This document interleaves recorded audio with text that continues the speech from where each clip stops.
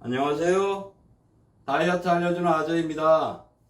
자, 오늘은 스쿼트 운동에 대한 특성 중에 유산소 운동과 무산소 운동의 특성을 가지고 있어서 유산소 운동을 함으로써 얻을 수 있는 특징들, 심폐기능 강화라든가 체지방을 제거시켜줘서 다이어트에 상당히 좋다는 것과 그 다음에 무산소 운동의 특징, 저항 운동이 무산소 운동에 속하는 그 운동은 아니지만 저항 운동을 해줌으로써 실질적으로 근력의 성장이라든가 근육량의 성장, 그 다음에 근지구력의 성장 등 여러 가지 스쿼트의 유무산소 운동의 특징을 가지고 있다는 주제를 가지고 말씀을 드리겠습니다. 자, 첫 번째로 스쿼트는 유산소 운동과 무산소 운동의 형태의 두 가지 운동 측면을 가지고 있습니다. 즉, 다이어트와 근육량 증가를 동시에 목적을 달성할 수 있는 운동으로 스쿼트 운동을 하게 되면 체지방 제거와 근육량 증가를 동시에 목적을 달성하실 수 있습니다. 그러니까 체지방은 감소되고 근육량은 증가됨으로써 실질적으로 기초대사량 BMR이라 그래서 베이절 메타볼 레이트라 그래가지고 기초대사량을 증가시킬 수 있는 운동으로 웨이트 운동 중에 가장 기본적이면서 가장 중요한 형태의 운동을 스쿼트 운동이라고 얘기할 수 있겠습니다.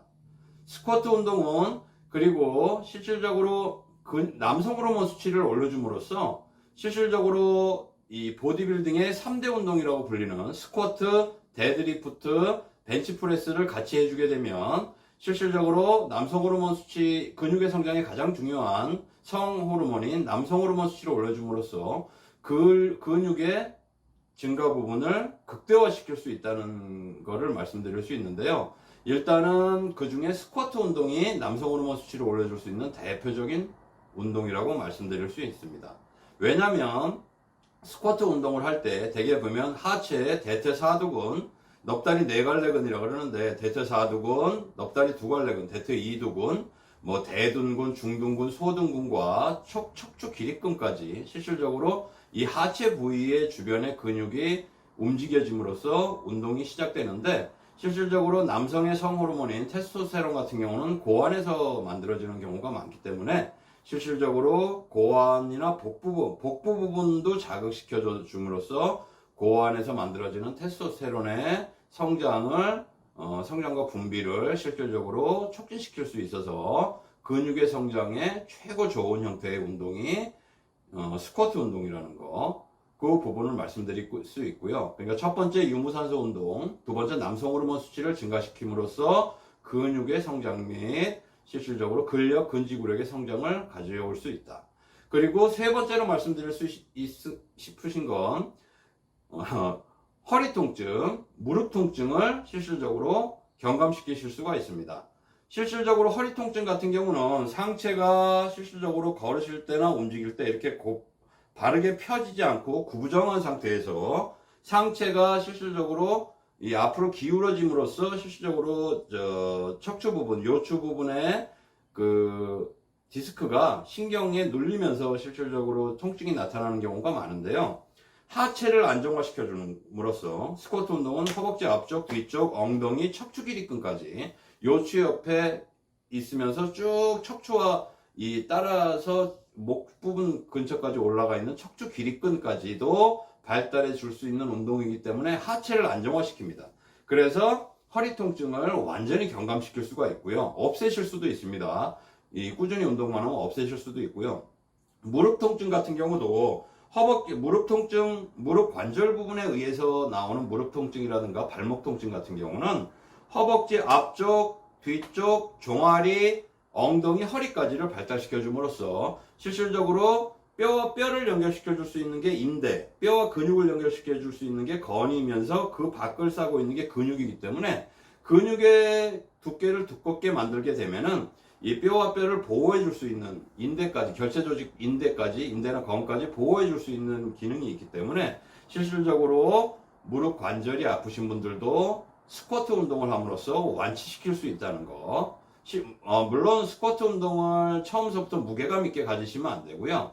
맨몸 스쿼트 운동을 시작하시면서 실질적으로 운동을 하시면서 허벅지 뒤쪽과 종아리 근육 운동과 병행함으로써 실질적으로 근육의 성장을 이룸으로써 이 뼈와 뼈를 연결시켜주는 부분을 보호해줌으로써 뼈를 보호해주는 근육을 크게 만듦으로써 통증을 경감시키실 수가 있습니다. 자, 그리고 네 번째로 말씀드릴 수 있는 거는 실질적으로 스쿼트 운동 같은 경우는 종합적인 체력을 발달시키는데 가장 중요한 부분의 운동이라고 말씀드릴 수 있습니다. 유산소 운동이면서 무산소 운동의 형태이기 때문에 심폐지구력과 심폐지구력, 순발력, 순발력 같은 경우도 이 운동으로서 몸이 좋아짐으로써 순발력이 좋아질 수가 있습니다. 그런 5대 체력, 근력, 근지구력, 순발력, 심폐지구력, 그런 부분의 운동을 증가시킴으로써 체력을 되게 좋게 만들어줄 수 있는 장점이 있습니다. 자, 이와 같이 스쿼트 운동은 여러 가지 운동 중에 가장 기본적이면서 중요한 형태. 특히 보디빌딩 운동에서는 안에서는 당연히 안 되는 형태의 운동이기 때문에 가장 중요한 운동이라고 말씀드릴 수 있습니다. 첫 번째, 유무산소 운동이면서 유산소 운동, 체지방 제거의 효과와 심폐기능 강화와 전신지구력 운동을 강화시킬 수 있고, 그 다음에 무산소 운동 형태, 저항 운동의 형태이기 때문에 근력과 근지구력, 근육량을 최대화시켰기 때문에 BMR, 베이절 메타볼 레이트, 기초대사량을 증가시켜서 실질적으로 안정시에도 에너지 소모를 계속함으로써 체지방이 제거되는 형태가 가장 많이 만들어질 수 있다는 거.